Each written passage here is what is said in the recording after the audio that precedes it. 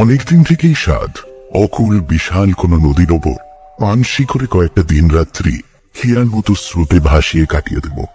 অনেকদিন থেকে মানে চিহ্নপত্র পড়া অবধি সেই যে কয়েকটা ছেঁড়া আলগা ছবি ছেলেবেলায় চোখের উপর বেশি উঠেছিল।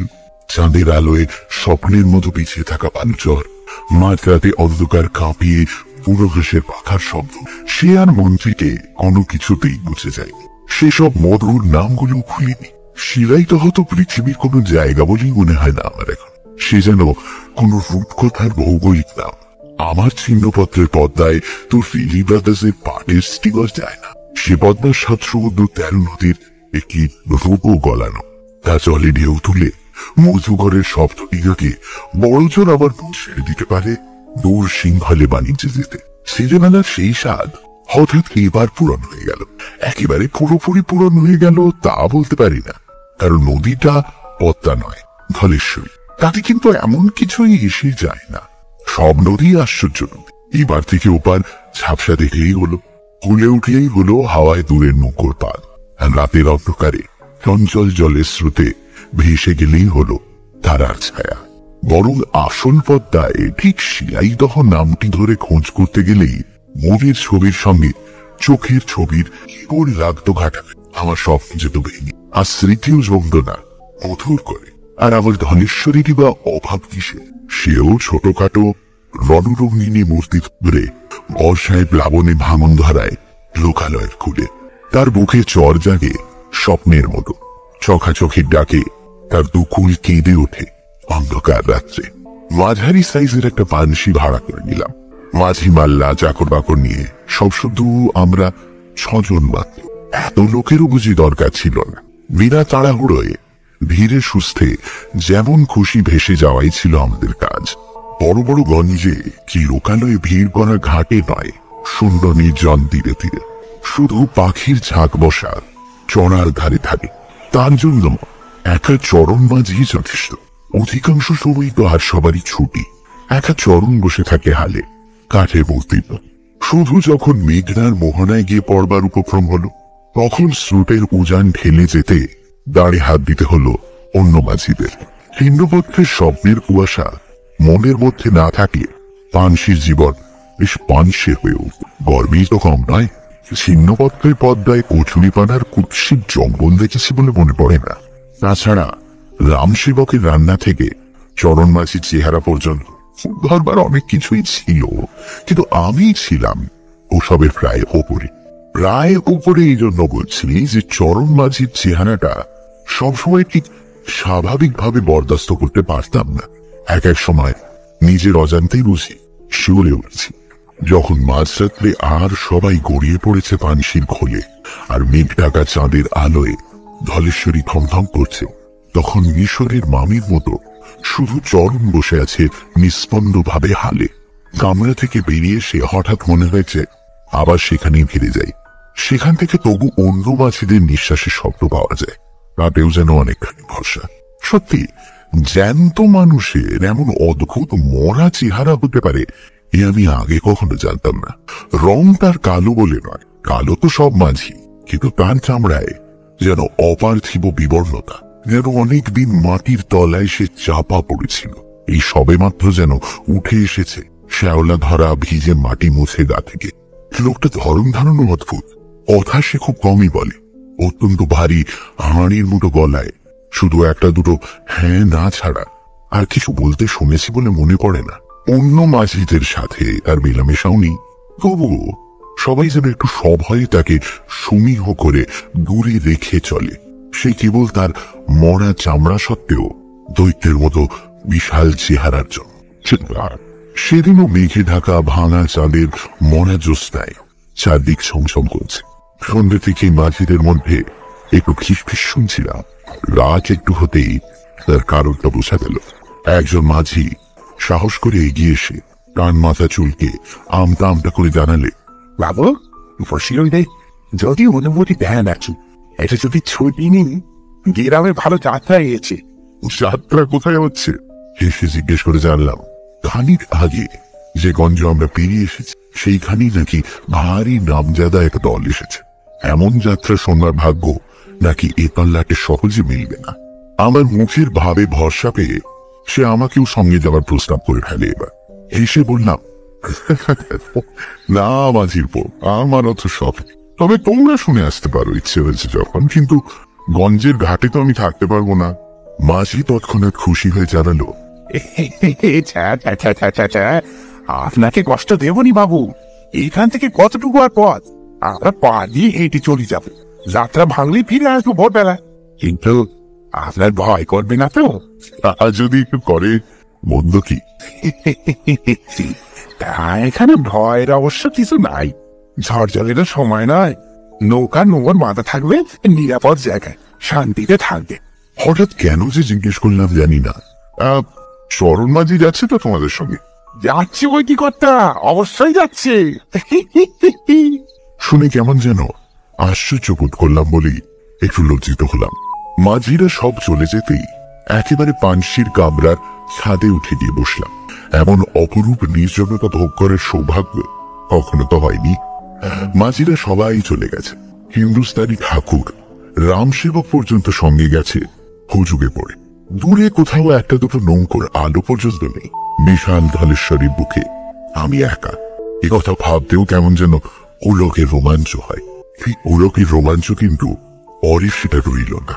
রাত্রির নির্জনতায় ধ্যান করতে করতে কখন বোধ হয় একটু ঘুমিয়ে পড়েছিলাম। উঠে দেখি চারিদিকে দৃশ্য বেশ বদলে গেছে। ভাঙা চাঁদ পশ্চিমে দিগন্তে ঢলে পড়ে কেমন যেন ফ্যাকাশে হলদে হয়ে উঠেছে। সেই ফ্যাকাশে হলদে চাঁদের আলোয় কুলহীন ধলেশ্বরীর রুগ্ন মলিন চেহারাটা ভারী অস্বস্তিকর লাগলো। একটা নাম না জানা পাখি দূর আকাশে কিরকম আর্তনাদের মতো ডাক ছেড়ে উড়ে গেল। শিউরে উঠলাম একটু। বুঝলাম এতক্ষণ এই খোলা জায়গায় শুয়ে ঘুমানো উচিত হয়নি। অনেকক্ষণ হিম খেয়ে শরীরটা কেমন যেন ম্যাজমেজে হয়ে উঠেছে। মনটাও সেই সঙ্গে। উপর থেকে নামতে যাচ্ছি, হঠাৎ থমকে গেলাম। এদিকে এত বড় একটা বিশাল বড় বাড়ি ছিল নাকি? বাড়ি না বলে তাকে প্রায় প্রাসাদই বলা উচিত। ফাটল ধরা বিশাল দেওয়ালগুলো হুমড়ি খেয়ে পড়েও এখনো যেন আকাশে আড়াল করে আছে। বুঝলাম এতক্ষণে জ্যোৎস্নার অস্পষ্ট আলোয় এই বড় প্রাসাদ কুয়াশায় মিশেছিল। চাঁদ এখন তার পেছনে গিয়ে পড়তেই অন্ধকারে দৈত্যর মতো জেগে উঠেছে। এই বড় প্রাসাদ সম্বন্ধে কাল মাঝিদের কাছে খোঁজ নিতে হবে ভেবে আবার নামতে গিয়েও থামত।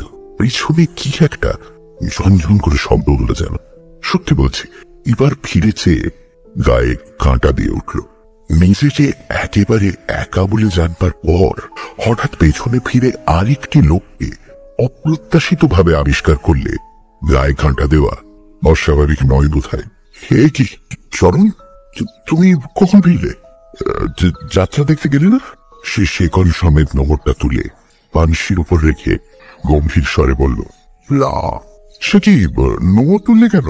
অত্যন্ত অস্বস্তির স্বরে জিজ্ঞেস করলাম। তার এভাবে একলা ফিরে আসাটা আমার ভালো লাগছিল না।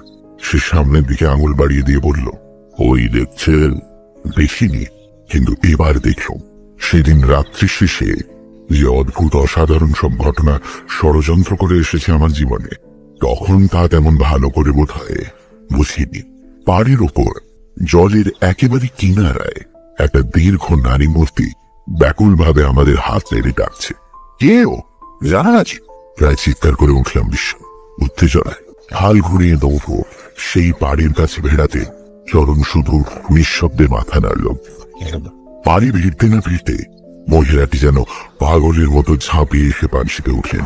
আমার কাছে এসে তারপর ভীত ব্যাকুল স্বরে বললেন, আমায় বাঁচান, আমায় বাঁচান, দোহাই আপনার, আমায় বাঁচান।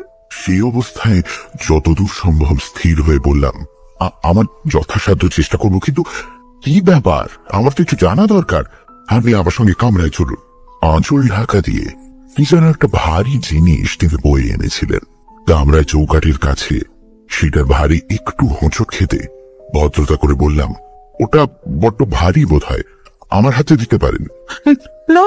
তিনি এ কথায় এমন আঁতকে উঠে পিছু হটে দাঁড়াবেন জানলে নিশ্চয়ই ও কথা বলতাম না। তাই একটু বিমূঢ় ভাবেই নিজের কামরায় ঢুকে লণ্ঠনটা আর একটু উজ্জ্বল করে দিলাম। নিজের ব্যবহারে তিনিও বোধহয় একটু লজ্জিত হয়েছিলেন। ঘরে ঢুকে আঁচলের আড়াল থেকে একটা অদ্ভুত আকারের বাক্স বের করে আমার সামনে রেখে দিলেন। আমায় মাফ করবেন, আপনাকে অবিশ্বাস করা উচিত হয়নি, কিন্তু ভয় ভয় এমনি হয়ে গেছি। মহিলাটিকে কামরার আলোয় এতক্ষণে ভালো করে দেখলাম। চেহারায় তার স্পষ্ট বড় ঘরের ছাপ, কিন্তু কথাবার্তা ধরন ধারণ যেমন তার অদ্ভুত, এমনই তার পোশাক। যাই হোক, তখন সেসব নিয়ে মাথা ঘামাবার সময় নয়। কি আছে ওতে? তিনি কথা বললেন না, শুধু বাক্সের ভেতর কুণ্ডলি বাগানো এক রাস সাপের চোখ যেন জ্বলে উঠল। চমকে গেলাম। সাপ নয়, হিরে মুক্ত জড়োয়া গয়না।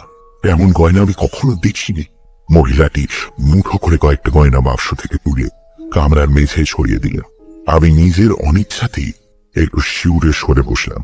সেগুলো যেন জড়বস্তু নয়, খুব সরীসৃপ। দরজায় খুট করে একটা শব্দ হতে মুখ তুলে দেখি চরণ। তখন সেখানে নিঃশব্দে ছায়ার মতো এসে দাঁড়িয়েছে। তার কোটরে ঢোকা চোখেও যেন সাপের মতো হিংস্র লোভের ঝিল। অলুক ফেলতে না ফেলতে সে সরে গেল। ভয় পেয়ে একটু বিরক্তির স্বরেই বললাম, তুলে ফেলুন এগুলো বাক্সে। এসব সাংঘাতিক জিনিস নিয়ে আপনি কি বলে এত রাতে একা বেরিয়েছেন? আমার দিকে অদ্ভুত ভাবে তাকিয়ে গয়নাগুলো বাক্সে তুলতে তুলতে তিনি বললেন, বেরোবো না, ওরা যে এসব ছিনিয়ে নিতে চায়। ওরা? ওরা মানে কারা? আমার শ্বশুর বাড়ির লোকেরা। আমার স্বামী বিদেশে, ওদের এখন এই গয়নাগুলোর উপর অসীম লোভ। ওরা সব করতে পারে এগুলোর জন্য, খুন করতে পারে, কিন্তু আমি দেব না, কিছুতেই দেব না। রাত্রের অন্ধকারে গা ঢাকা দিয়ে তাই আমি পালিয়ে এসেছি। কিন্তু আপনি যাবেন কোথায়? যাবো বাপের বাড়ি। ওরা আমায় দিন রাত আগলে রাখে, রেখে দেয় না। দোহাই আপনার, 2 ক্রোশ মাত্র গেলে আমার বাপের বাড়ি, আমায় সেখানে পৌঁছে দিন। আচ্ছা আচ্ছা, আপনি ব্যস্ত হবেন না, আমি ব্যবস্থা করছি বলে আমি কামরা থেকে চরণকে আদেশ দেওয়ার জন্য বেরোলাম। কিন্তু আশ্চর্য, চরণ যেন আগে থাকতেই সব জানে। সে হালে বসে আছে, নৌকো চলছে। বললাম, ক্রুশ 2 বাদে নৌকো থামিয়ে খবর নিও। নিশ্চয় ভাবে বসে কি যেন অস্পষ্ট জবাব দিল। অত্যন্ত বিশ্রী একটা অস্বস্তি নিয়ে আবার আমি কামরায় ঢুকে বললাম, আমি বাইরে যাচ্ছি, আপনি এই কামরার ভেতরে দরজা দিয়ে দিন। তিনি ব্যাকুল ভাবে বললেন, না না, সে আরো ভয় করবে। আপনি আপনি আমার সঙ্গে থাকুন। উত্তরে কিছু বলবার আগেই উলে গিয়ে চমকে উঠলাম। এই কি, নৌকো হঠাৎ ঘুরে গেল কেন? চরণ মাঝি হাল ছেড়ে দিয়েছে, পানসি নিজের খেয়ালে ঘুরছে। কাল সামলে উঠেই বুঝলাম আমার আশঙ্কা মিথ্যে নয়। ডুবে যাওয়া চাঁদের শেষ হীন আলোয় দেখলাম ঠিক জমদূতের পথে চরণ এসে কামরার দরজায় দাঁড়িয়েছে। অপরিচিত মহিলা আতঙ্কে চিৎকার করে বাক্সটা সজোরে বুকে আঁকড়ে ধরে উঠে দাঁড়ালে।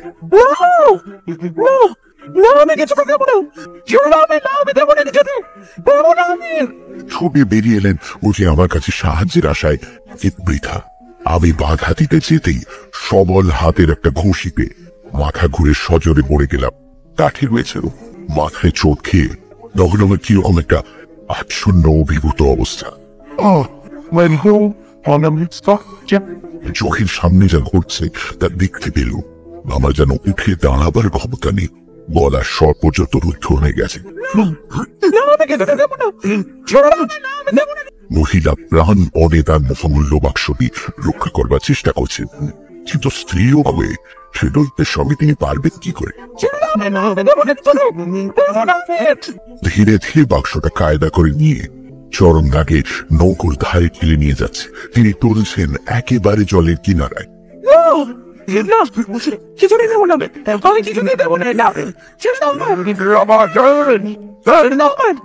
দারুণ হতাশায় শীর্ষ শক্তি সংহত করে তিনি প্রচন্ড একটা টান দিয়ে বাক্স শুদ্ধ জলে পড়ে গেলেন।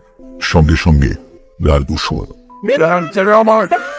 তিনি এতক্ষণে একসঙ্গে গলার স্বর আর দেহের সাড়া পেয়ে আমি চিৎকার করে ছুটে গেলাম বাঁশির ধারে। আরে কেউ আছে? মহামূল্য বোঝায় ভারী সেই বাক্সের টানে দুজনেই তলিয়ে যাচ্ছে নদীর অতলে, তবু কেউ ছাড়বে না তার তখন। আরে কেউ আছে? আরে কেউ আছে? বাঁচান, বাঁচান! সাঁতার জানি না, মহিলাটির সাহায্যে ঝাঁপিয়ে পড়েও কিছু করতে পারবো না। আমি আবার চিৎকার করে উঠলাম, যদি কোথাও কেউ থাকে তার সাহায্যের আশায়। আরে কেউ আছেন? বাঁচান! চাঁদ ডুবে গিয়ে ভোরের প্রথম নীলচে আলোয় তখন নদীর কুয়াশা তরল হয়ে যাচ্ছে। ওটা ইলিশ মাছের ডিঙি বুঝি কাছেই ছিল। চিৎকার শুনে তারা কাছে এসে ফিরল। ব্যাকুল ভাবে এক নিঃশ্বাসে তাদের যথাসম্ভব সমস্ত ঘটনা জানিয়ে যেখানে তারা দুজনে ডুবেছে সেই জায়গাটা ব্যথলাম। তার প্রথমে গম্ভীর হয়ে শুনে হেসে উঠল যে এরকম আজগুবি ব্যাপার হতেই পারে না। যত ভারী জিনিসই হোক, একেবারে গায়ে বাঁধা না থাকলে কাউকে এক টানে ডুবিয়ে দিতে পারে না। তাও দুটো লোককে হাতে ধরে কাড়াকাড়ি করতে করতে ডুবলে দুজন না হোক একজন তো ভেসে উঠতই। আর তাছাড়া ক্রুশ কেন, এইদিক ওদিক 20 ক্রুশের মধ্যে প্রাসাদের মতো কোনো কোনো বাড়ি নদীর ধারে নেই। দামি গয়নার বাক্স সমেত ওরকম মেয়ে লোক আসবে কোথায়? আমি রেগে উঠে বললাম, আরে তাহলে কি আমি মিথ্যে বলছি? বৃদ্ধ গোছের একটি মাঝি একটি ডিঙির এক কোণে বসে এতক্ষণ নীরবে তামাক খেতে খেতে আমার কথা শুনছিল। তারা কিছু বলবার আগেই সে এগিয়ে এসে শান্ত স্বরে বলল, না বাবু, আপনি মিথ্যে বলেননি।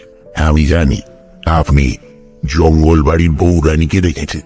তার সমর্থনে একটু ভরসা পেয়ে বললাম, জঙ্গল বাড়ির বৌরানী? তুমি জানো তাহলে?